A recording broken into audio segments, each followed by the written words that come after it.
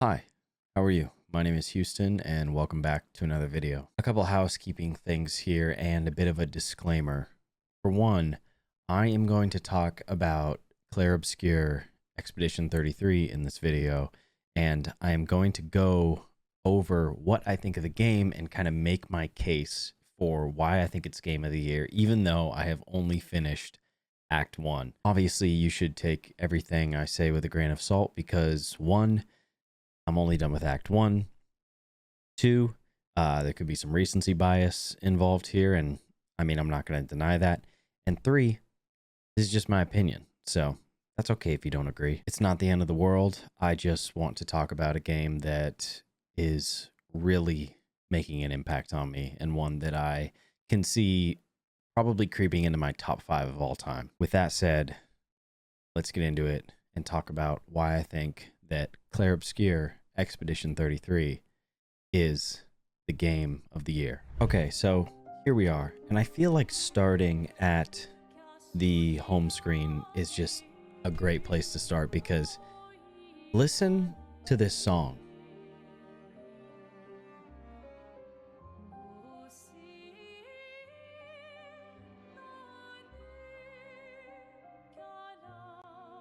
The piano, the vocals, this is just the perfect song to really pull you in to the chasm of emotions that this game is about to put you through. And then that violin comes in. Come on, man.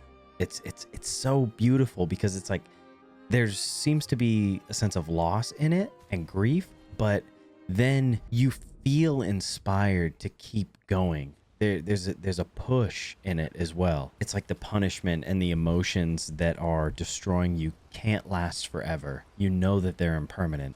The very idea that they arose means that they will eventually pass away. Do you really need another reason apart from the music and SKA in order to rate this game a 10 out of 10 Game of the Year? I could say the same for you, you giant marshmallow. And we got Clive. We got Ben Starr. So the music and SKA, my beautiful prince, aside, if we go back to the beginning of the game, just the opening, we get put face to face with this situation that we don't quite understand.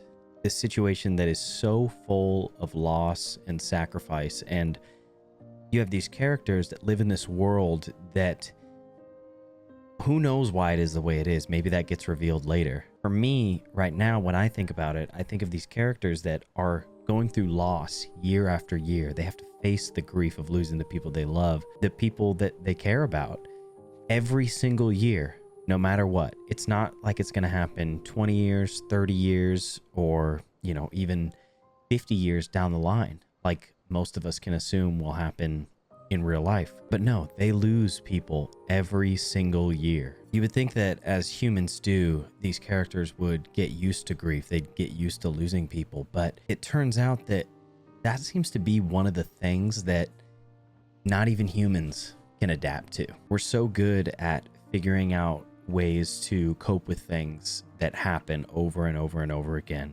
But there seems to be something about, or not seems, there is something about having memories with people and experiencing life face to face alongside people where you just can never get over that. Once those people are gone, once that hole is created in your chest, in your soul, then you can't do anything about it. Each moment of loss is influencing every single decision that character is going to have from then on. And loss is a universal experience too. It's hard to really think of any person who could not relate to it. It's not just about losing people. I mean, it's even about losing pets. We've all lost pets at some point in our lives, but some of us haven't lost people yet. And it seems like no matter how much you try and steel yourself against death, it's just always gonna come. Marcus Aurelius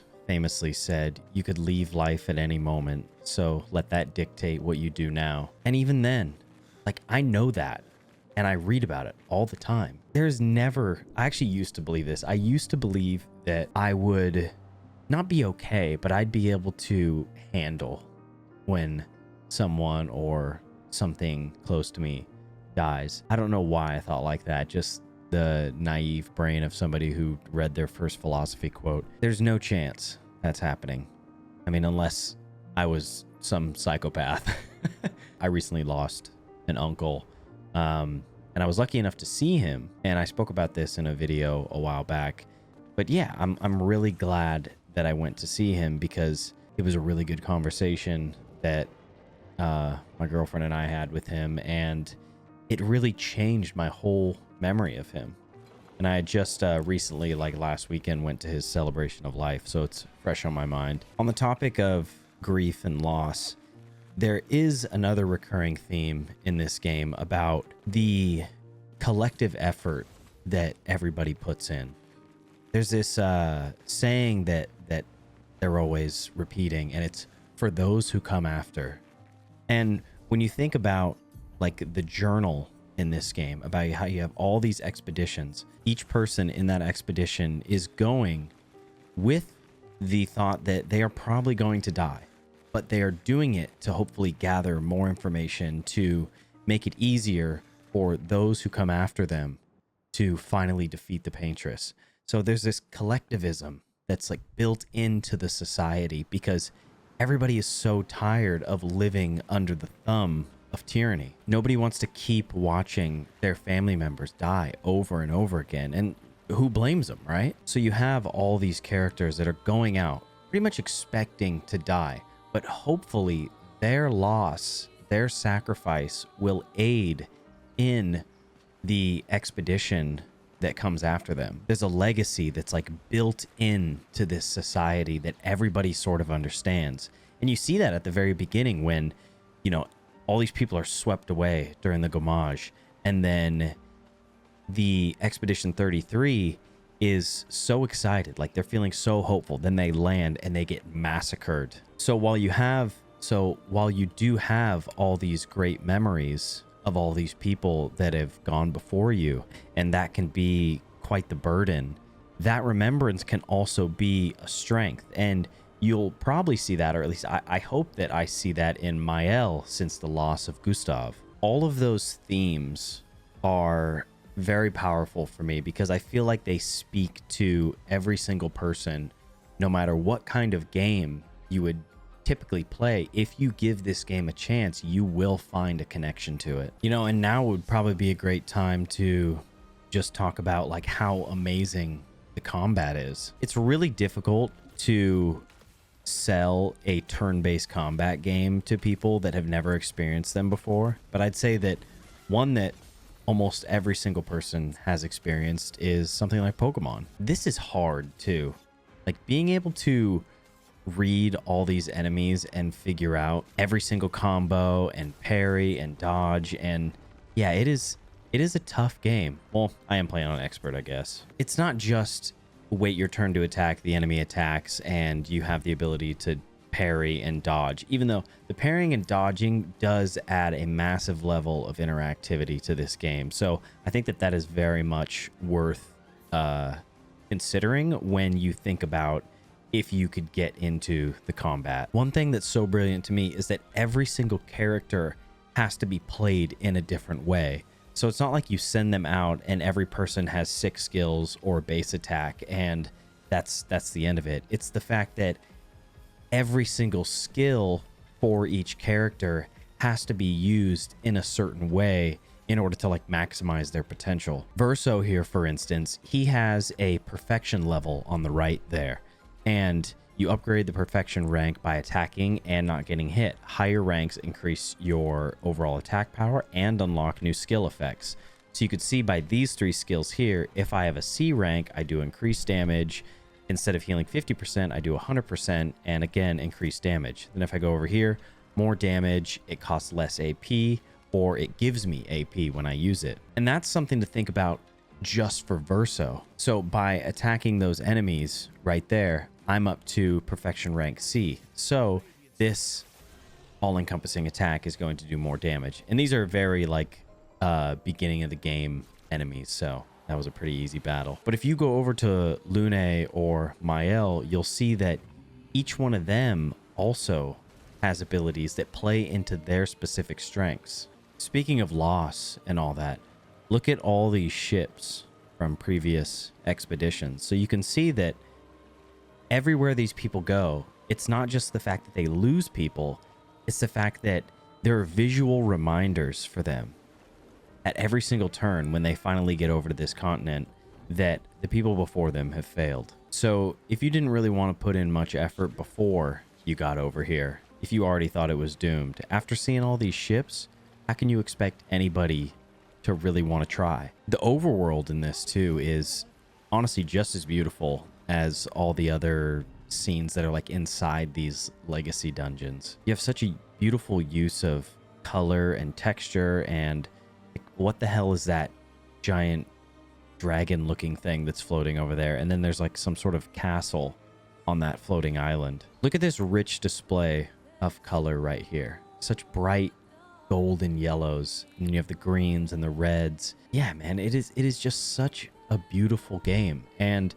it really is a divergence from what some people would call Unreal slop or UE5 slop, which is what some people thought Wukong kind of was. And it's funny that I bring that up because I was thinking that Wukong was probably the game of the year last year, and I made a video about that. I still do think Wukong is a fantastic game, but it turns out that there were just better games.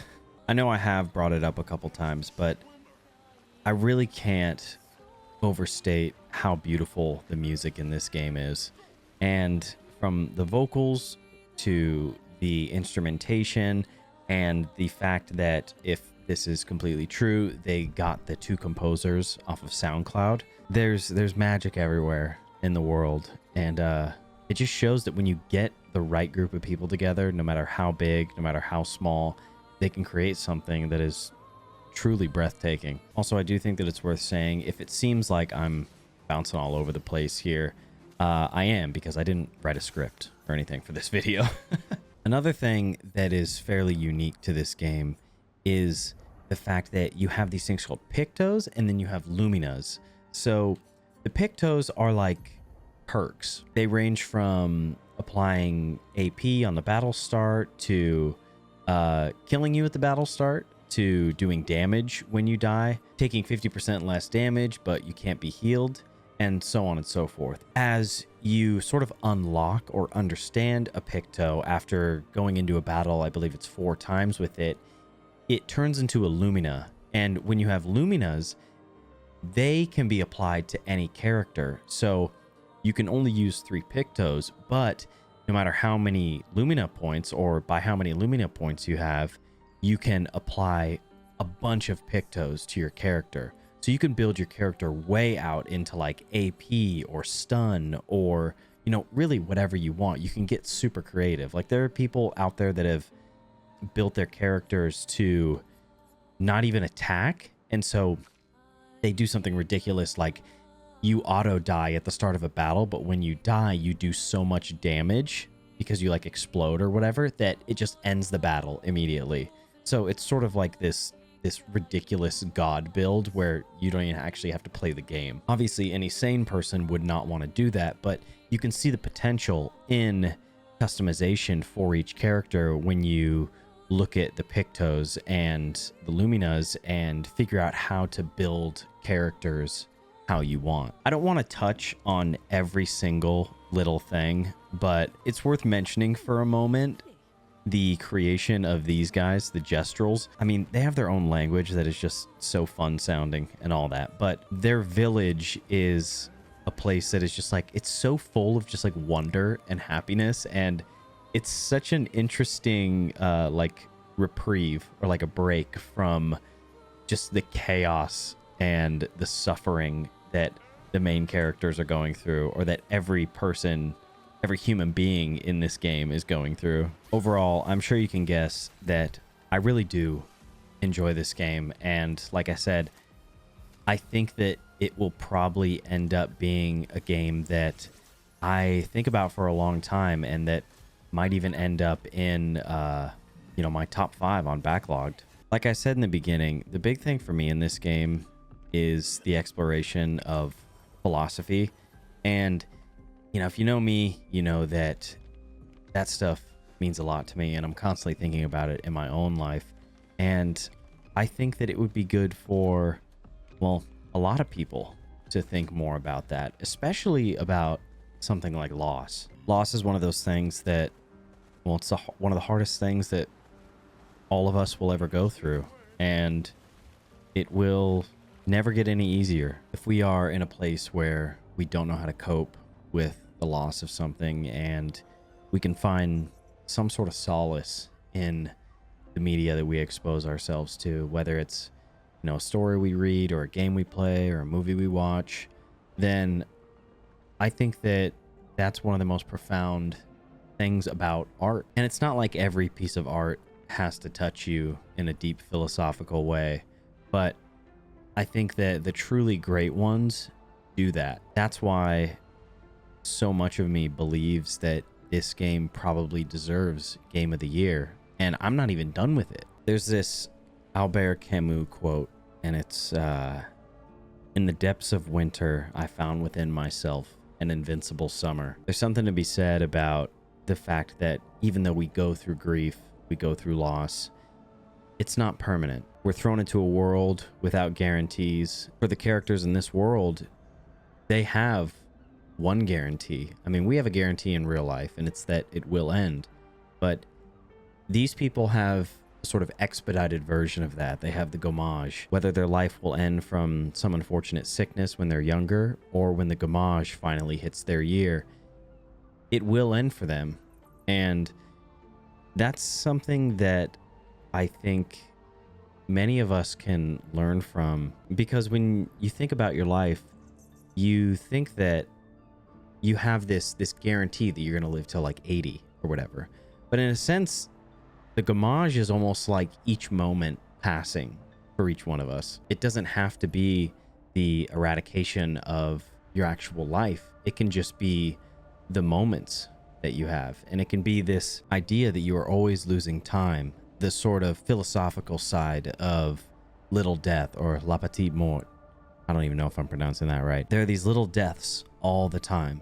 And the sooner that you realize that the gommage is all the time, death is all the time, death of time, death of people, death of the current state of the world that you happen to inhabit, everything that is going to arise is going to pass away eventually. When we experience this loss, this grief isn't something to solve. It's something to learn through, become stronger through.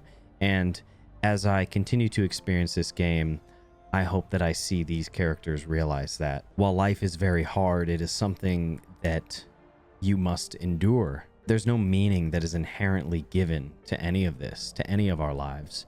It's something that we slowly craft over time. Your idea of meaning is totally going to be different from my idea, or your neighbor's idea, or your sibling's idea. And that's okay, because that meaning is the thing that allows you to keep on enduring. That's the thing that you constantly fall back on when times get tough. I know that a lot of people have already played this game and it has already blown them away, but I hope that even more people get into it. I hope that this is like the turn-based version of what Elden Ring was. I hope that so many people that never thought that they would like this type of game will try it. The team over there at Sandfall deserves all the praise and more for crafting such a, so far, spectacular experience. At the end of the day, remember, this is just what I think. I really do love this, and when I love something, I really want to share it, and that's kind of the whole point of why I make videos. So with that being said, I appreciate you as always. Thank you for watching, and I'll see you on the next one.